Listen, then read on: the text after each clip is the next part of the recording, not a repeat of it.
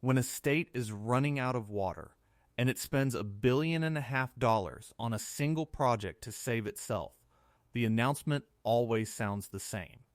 Triumphant, a marvel of engineering, the biggest, boldest, most expensive fix that money can buy, proof that the problem is being taken seriously and that the state is fighting for its future.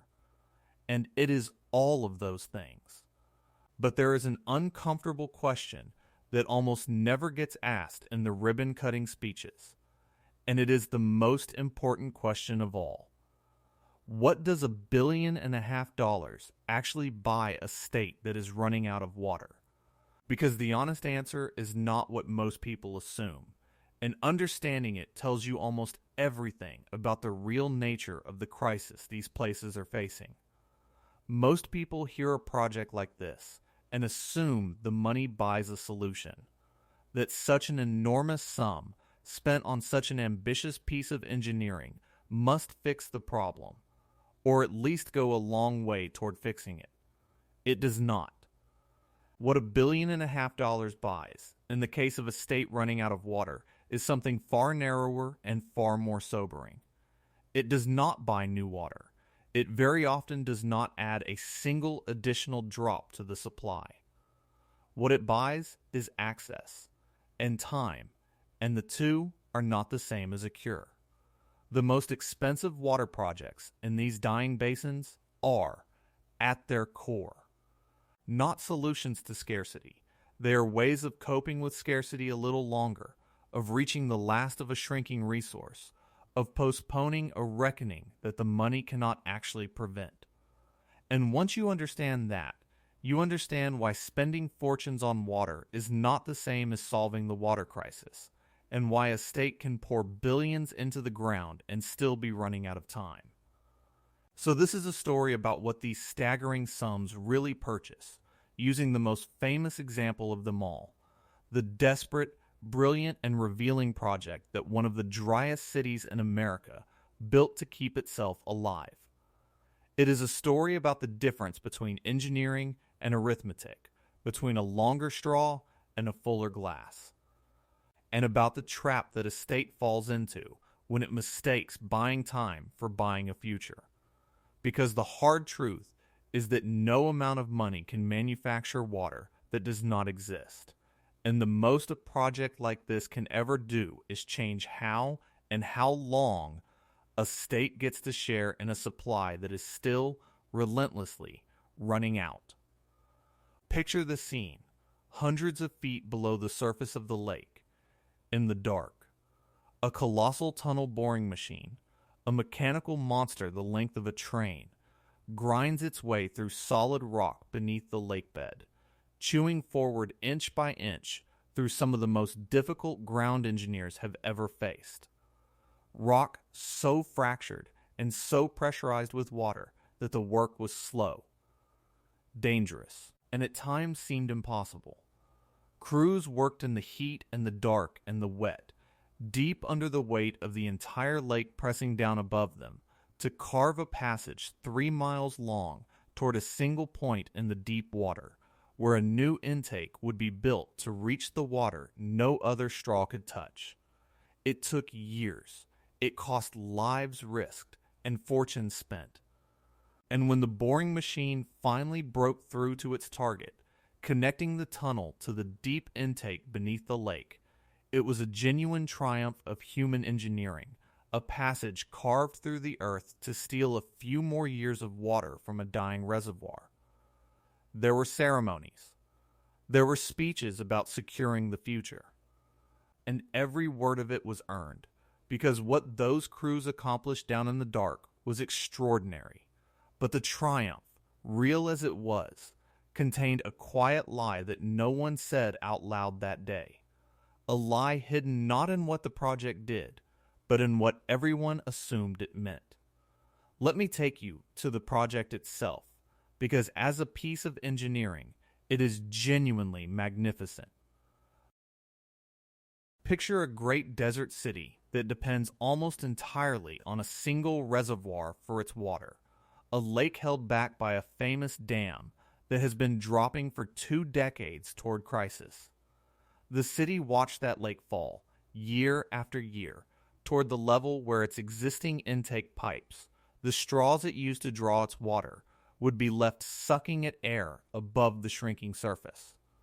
Losing those intakes would mean losing access to the city's water supply, not gradually, but all at once, an existential threat to a metropolis of over 2 million people in the middle of one of the harshest deserts on Earth. So, the city did something audacious. It spent well over $1 billion to drill a new intake, a third straw, boring a tunnel 3 miles long through solid rock, deep beneath the floor of the lake itself, to reach water far below the level of the old intakes. And then it spent hundreds of millions more on a massive low lake level pumping station, an enormous underground facility designed to keep pulling water up even as the reservoir approaches the dreaded level called dead pool, the point where water can no longer pass the dam at all. It took years to build. It required feats of tunneling and engineering that pushed the limits of what is possible.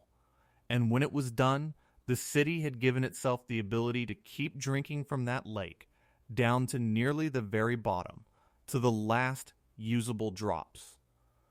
As an engineering achievement, it is stunning, a genuine marvel of human determination against a brutal environment. But now ask the question again, standing in front of that marvel, what did all that money and effort actually buy? And the answer is the hinge on which this entire story turns. It did not buy any new water. Not one drop.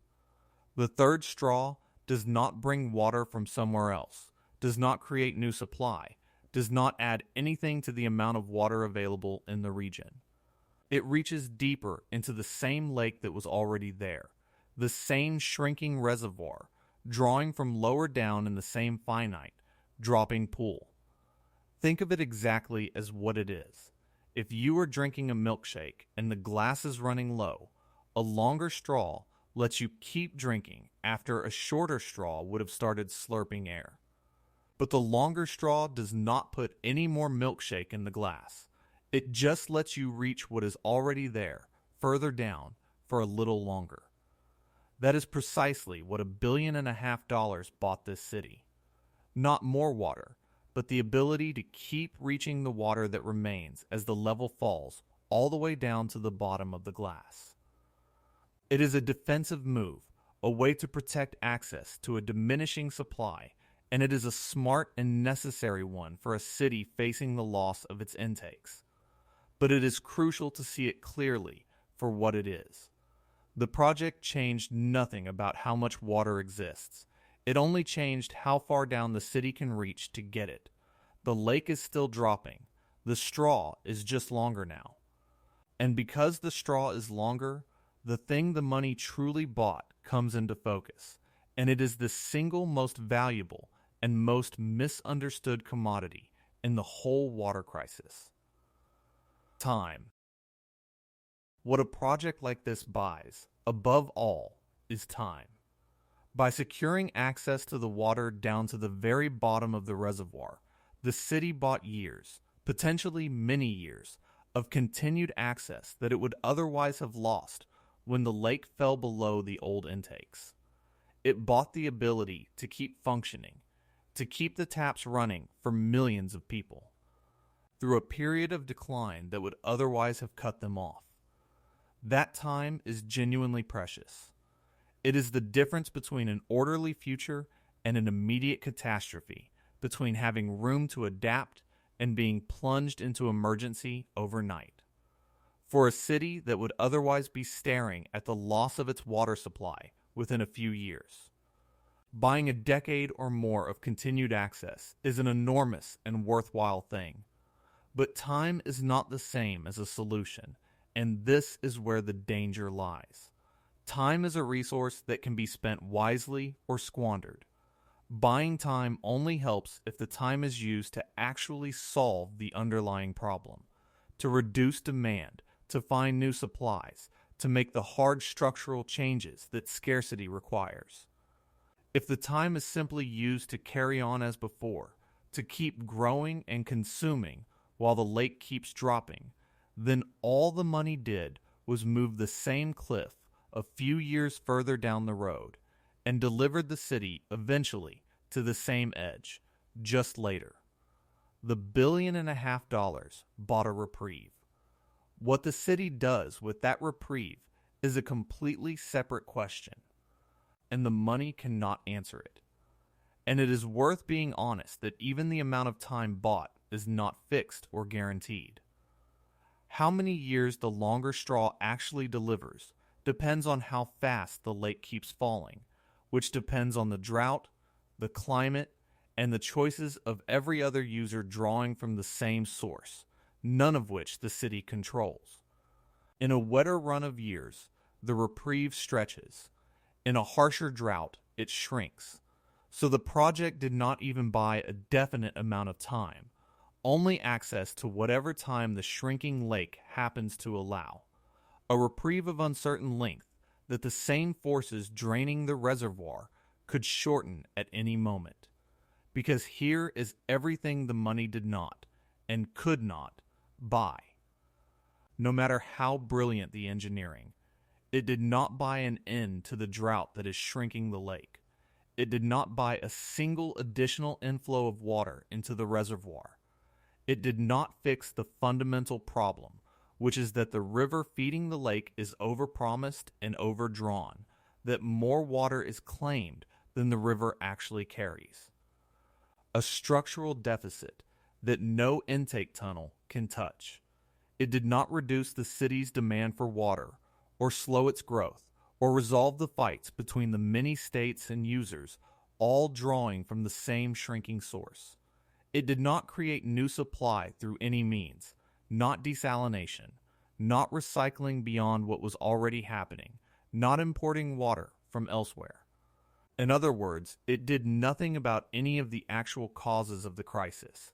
The lake is dropping because far more water leaves the system than enters it, and the third straw does not change either side of that equation by a single drop.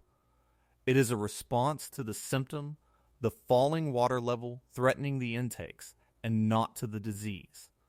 The fundamental imbalance between supply and demand across the whole basin. And that is the essential nature of nearly all these giant water projects. They are, overwhelmingly, ways of coping with scarcity, of protecting access, of buying time, and not ways of ending the scarcity itself, because ending it would require something that money spent on engineering simply cannot deliver, which is more water in a world where there is not enough. And this reveals a trap, a subtle and dangerous one, that these expensive reprieves can lure a state into. When a city or a state spends a fortune on a dramatic project and declares that it has secured its water future, there is a powerful temptation for the public and the politicians alike to relax, to feel that the problem has been handled, that the crisis has been met and mastered. The very success of the engineering can breed a false sense of security. And that false security is corrosive because it reduces the urgency to do the genuinely hard things, the painful structural changes that are the only real solution. Cutting water use, limiting growth, reallocating the resource, changing how a desert society lives. Why endure that pain, the thinking goes, when the brilliant engineers have already saved us? So the reprieve that was supposed to be a bridge to real reform becomes instead an excuse to avoid it, and the bought time is frittered away in continued business as usual. The project meant to buy time to solve the problem ends up being used as a reason not to solve it. This is the deepest danger of the $1.5 billion fix. Not that it is useless, it is not, but that its very impressiveness can convince everyone the war is won when all that has happened is that one battle has been postponed, and the underlying enemy, the imbalance between how much water there is and how much a growing desert population wants to use, marches on, untouched, while everyone admires the marvel that bought them time they are not using. And it is worth pausing on what else that same money could have done, because every $1.5 billion spent one way is $1.5 billion not spent another. That sum, poured into a tunnel that creates no new water, could instead have paid to tear out an astonishing amount of thirsty lawn and turf, to pay farmers to fallow fields, or switch to less thirsty crops, to fix the leaking pipes that lose vast quantities of treated water underground, to build recycling systems that reuse every drop many times over, all measures that actually reduce demand and stretch the real supply rather than just reaching deeper into it. Those things are less glamorous. There is no monumental tunnel to cut a ribbon in front of, no dramatic machine breaking through rock. Just the slow, unshowy work of using less. But they attack the actual problem, the imbalance between supply and demand, in a way the tunnel never can. This is the hidden opportunity cost of the grand engineering fix. The money and the political attention it consumes are finite, and every dollar and every headline devoted to reaching more of the shrinking supply is a dollar and a headline not devoted to needing less of it. The spectacular project can crowd out the boring solutions that would do more good, precisely because it is spectacular. Because a giant tunnel feels like fighting the crisis, while asking people to use less feels like surrendering to it, even though the second is closer to the real answer than the first. And the arithmetic of these projects gets worse over time, in a way that should frighten anyone counting on engineering to keep saving the day. Each successive fix in a declining system tends to cost more and buy less, a brutal curve of diminishing returns. The third straw was expensive, but it drew on a resource, the existing lake, that was still there to be reached. The next round of solutions, when the lake can no longer provide enough no matter how deep you drill, are far more expensive and far less certain. Desalination, turning seawater into fresh, costs enormous sums and enormous amounts of energy, and for an inland desert city, the water would have to be produced far away and pumped over mountains at staggering expense. Importing water through new pipelines from distant rivers runs into astronomical costs, fierce political resistance from the places the water would come from, and years or decades of construction. Recycling can stretch the existing supply, but cannot create a new river. So as the crisis deepens, the state finds that each new increment of water security costs dramatically more than the last, while delivering less, until it is spending many billions to secure amounts of water that a healthy system would have provided for free. A state running out of water is also, inevitably, a state running up an ever steeper bill for the water it has left, and there is a point on that curve where the cost of the next fix exceeds what even a wealthy society can bear. Running out of water and running out of money to buy water are two faces of the same slow catastrophe. And the $1.5 billion project sits on the gentle early part of a curve that gets much, much steeper ahead. And this same story is playing out in different forms across every state in the drying West, because they are all reaching for the same kind of expensive reprieve. One state has spent years and enormous political capital pushing to build a massive pipeline to carry water over great distances from a shrinking reservoir to its growing cities, a multi-billion-dollar project that, like the tunnel, would move water around without creating any new water, and that has been fought over and stalled for exactly that reason. Others float grand visions of desalination plants on distant coasts, of pipelines from faraway rivers, of ever more ambitious engineering to keep the taps running as their share of the shared river shrinks. Each of these is sold the same way, as the bold fix that will secure the future, and each of them, underneath, is the same thing the tunnel was, a way to protect access. To move or reach water that already exists, to buy time, and not a way to create the new supply that does not exist. Watch the whole region and you see a pattern, a set of thirsty states, all spending or planning to spend fortunes on engineering that rearranges a shrinking pie rather than baking a bigger one.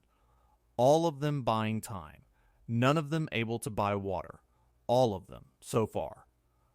Mostly declining to make the one change that would actually matter, which is to want less than the drying land can give. The $1.5 billion project is not a single story. It is the template for how an entire region is choosing to meet its reckoning with concrete and deferral, right up to the edge of the cliff. So what would a real solution actually require? The thing that no project, however expensive, can buy. This is the part no one wants to hear. A real solution to a state running out of water is not fundamentally an engineering problem. It is a problem of living within the actual limits of the available water, which means using dramatically less of it. It means confronting the largest users, which in these basins is overwhelmingly agriculture, and making hard, painful decisions about which farms and which crops can continue. It means limiting the growth that keeps adding new demand to a system that cannot meet the demand it already has. It means reallocating a shrinking resource among cities, farms, industries, and states that have fought bitterly over water for a century and have never willingly given up a share. It means, in short, a wrenching set of political and economic and social changes that impose real pain on real people and powerful interests, and that no one wants to be the one to force. That is the actual solution, and it is precisely the thing that $1.5 billion spent on a tunnel cannot buy, because it cannot be bought at all. It can only be chosen and endured. The engineering project is, in a sense, a way of avoiding that choice for a while longer, of spending money instead of spending political will, of drilling deeper rather than using less. And that is why these projects, for all their brilliance, are never the real answer. The real answer is not for sale. It has to be decided, and the money, in the end, mostly buys the time in which the decision continues to be avoided. So let me give you the honest, final verdict on what $1.5 billion actually buys a state that is running out of time. It buys a bridge, and whether the bridge leads anywhere depends entirely on what waits on the other side. Used well, the time and access it buys are invaluable. A chance to make the hard changes in an orderly way instead of a panicked one, a hedge against catastrophe while the real work is done. In that light, the project is not just defensible, it is wise, even essential, a responsible investment in survival. But used poorly, the same project becomes something darker, an expensive way to avoid reality. A marvel that lets everyone pretend the problem is solved while the water keeps disappearing and the hard choices keep being deferred, until the bought time runs out and the state arrives, later and poorer, at exactly the crisis it spent a fortune to escape. The money itself is neutral. It buys time and access, nothing more, and time and access are only worth what you do with them. The tragedy of so many of these projects is that the sheer scale of the engineering fools everyone into thinking the money bought a solution, when all it ever bought was a deadline extension, and deadline extensions spent on denial are the most expensive way there is to lose. Stand at the site of one of these great water projects, the tunnel mouth, the pumping station. The monument to human ingenuity in the face of a drying world, and it is genuinely awe-inspiring, a testament to how hard we will fight and how much we will spend to keep our cities alive in places they were never meant to exist. But look past the concrete to the lake beyond it, still dropping, and to the river beyond that, still overpromised, and to the growing cities all around, still thirsty, and you see what the money did and did not do. It reached deeper into the shrinking pool. It bought some years. It changed nothing about the fundamental fact that the water is running out. $1.5 billion, spent brilliantly, bought a state a little more time, and time is the one thing it most needed, and the one thing that, spent unwisely, simply runs out again. And that is the quiet verdict on the whole magnificent effort. It was not wrong to build it. Faced with the imminent loss of its water, the city had little choice but to reach deeper. And it did so with courage and genius. But no one should mistake what was purchased.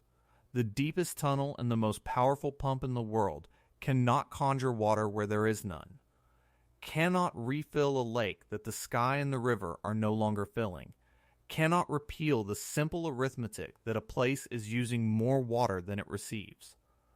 All they can do is let a city hold on a little longer, reach a little lower, and postpone a little further the day of reckoning that the money was never able to cancel, only to delay.